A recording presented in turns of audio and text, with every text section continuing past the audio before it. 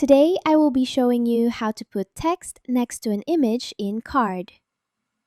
For this to work properly, you need to have a container with multiple columns and an image already uploaded inside one of the columns. This setup allows you to place elements side by side. To begin, click on Add Elements. From the list of elements, select Text and add it to your card. Once the text element appears, type in the text you want to display. You can then adjust the appearance by changing the font style, size, alignment, or spacing to match your design. After editing the text, click and drag the text element into the column beside the image. Make sure it snaps into the correct column so it stays aligned next to the photo.